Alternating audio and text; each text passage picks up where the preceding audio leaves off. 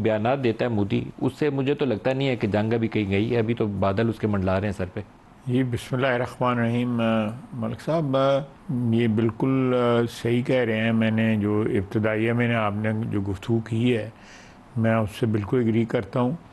वो और उसके जो चंद साथी हैं जो शिद्दत पसंद लोग हैं, और वो एक हिंदुत्व की जो थ्योरी है या आइडियोलॉजी जो है उसको परसू कर रहे हैं, वो लोग किसी भी हद तक जा सकते हैं। उनका जो एक साख जो है जो मट्टी में मिली है वहाँ पे, उसको रिट्रीव करने के लिए, अब देखें उसको, उसका नाम जो है राहुल गांधी ने नरेंद्र सरेंडर रख दिया।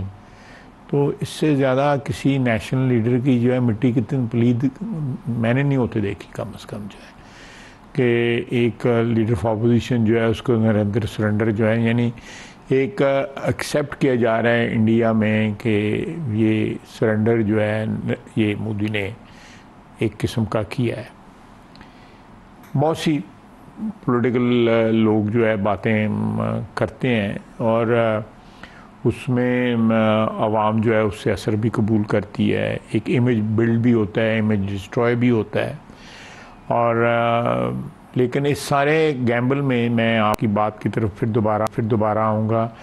मोदी हैज़ बैडली लॉस्ट, और उसके साथ जो राजनाथ और अमित शाह वगैरह, ये एक 4-5 का जो टोला है, दे हैव बैडली लॉस्ट। ये उनकी इंटरनली भी जो है, उनकी अपनी पार्टी के अंदर भी जो है ना, वो एक टर्मोइल आया हुआ है कि ये इस लीडरशिप ने जो है हमारे पल्ले कुछ नहीं छोड़ा। तो मैं इस सूरत हाल में जब लोग डेस्परेट सिचुएशन में आ जाएं तो उनसे कुछ भी तवक्को की जा सकती है। इसमें कोई शक नहीं कि एक इंटरनेशनल प्रेशर है कि अमन रहना चाहिए बरसगीर में।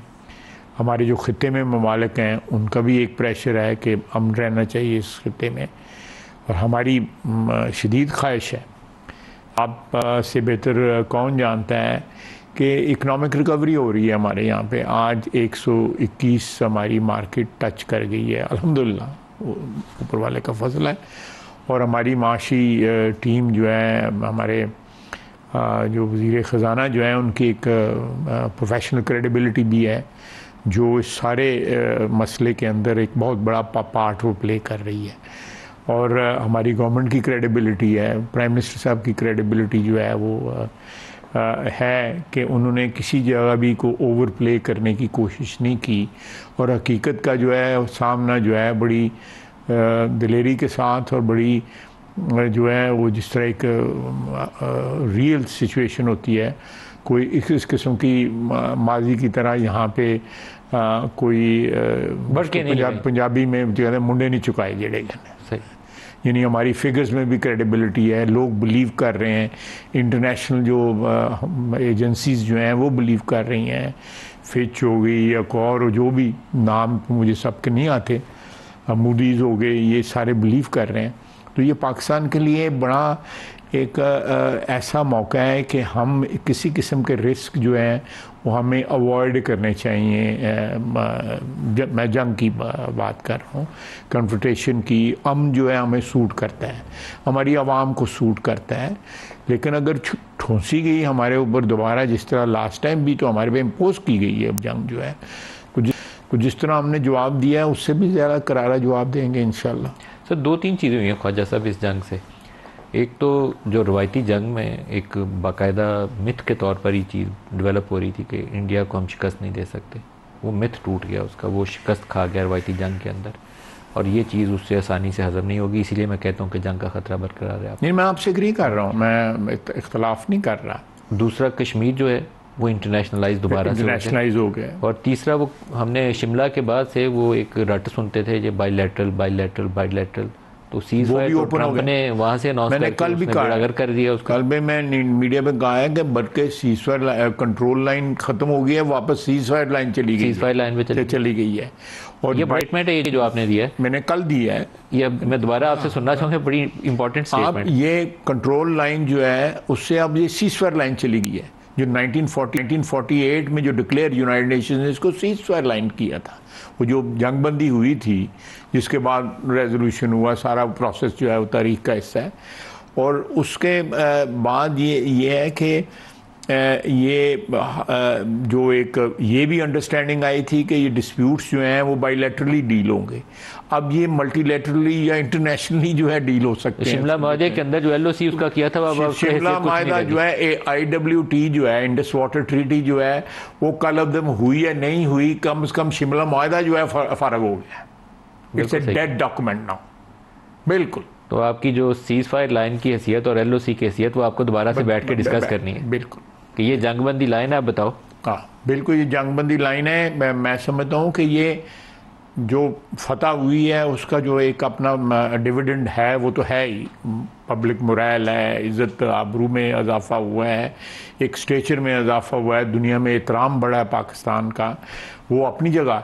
लेकिन दूसरा ये है कि हमारा जो चीज़ें ओवर द डेकेड्स जो है कुछ हमने स्टेप बैक किया हुआ था, हम वापस 48 वाली सिचुएशन के ऊपर आ गए हैं, जिसके ऊपर पंडित जवाहरलाल नेहरू के बयानात हैं और उन्होंने एक्सेप्ट की हुई है। UN सिक्योरिटी काउंसिल में जहाँ मामला गया था वहीं पे वापस पहुँच बिल्कुल वापस पहुँचे सर। जो जिस तरह कहते हैं ना रिवाइंड हो गया है वो पुराने में, अब तो उर्दू में क्वेश्चन होता है ये जो होता है फौजियों का, पहले कहते थे एज यू वर, तो वो एज यू वर हो गया वो।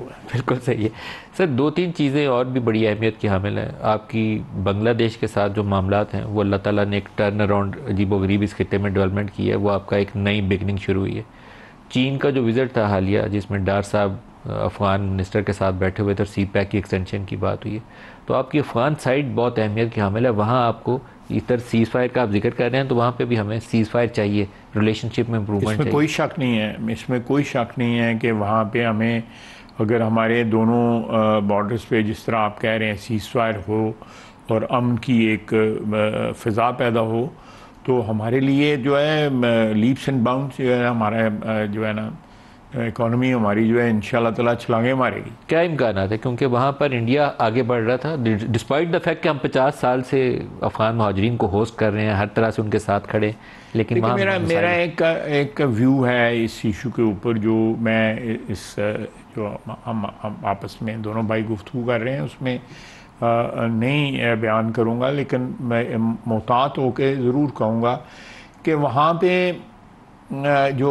उनके जो अंदरूनी हालात हैं वो हमारे ताल्लुकात के ऊपर डायरेक्टली और इनडायरेक्टली इफ़ेक्ट करते हैं, जो उनके सियासी जो हालात हैं।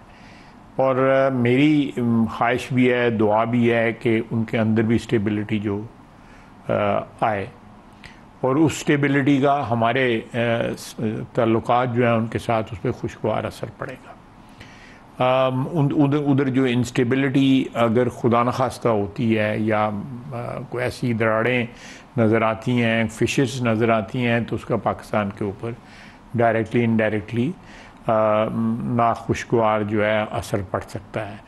तो इस सूरत हाल में अगर वहाँ पे कोई ये ख्याल जो है या ये चीज़ जो है इसका एहसास उभर रहा है कि पाकिस्तान के साथ ताल्लुकात नॉर्मल करने चाहिए, और मैं समझता हूँ कि इसमें ईरान, रशिया और चाइना, ये क्वाड जो है, ये 4 मुल्कों का जो एक अरेंजमेंट है उसका बहुत बड़ा पार्ट है, क्योंकि ये वहाँ की जो खलफशार जो है उसकी स्टेबिलिटी जो है इस रीजन की स्टेबिलिटी बनती है। अगर वहाँ पे कोई खलफशार आता है, कोई इंस्टेबिलिटी आती है, तो उसके जो ट्रेमर्स जो हैं वो इस सारे रीजन में, जो सेंट्रल एशिया का रीजन जो है जिसमें पार्शली हम भी हैं, ईरान भी है, उसमें भी आते हैं। तो मेरा अपना ख्याल है कि ये इनिशिएटिव जो है इसमें China can play very significant role, क्योंकि इकनॉमिकली भी उनको मदद कर रहे हैं, और वहाँ पे जो उनका ख़िलाफ़ जो एक टेररिस्ट ग्रुप था जो हमारे पहले यहाँ मुकीम था, फिर वहाँ चला गया, जो चाइनीज़ इंजीनियर पे अटैक करते हैं, जी जो चाइनीज़ इंजीनियर पे अटैक करते हैं, उनका उन्होंने वहाँ पे अरेंजमेंट कर लिया हुआ है।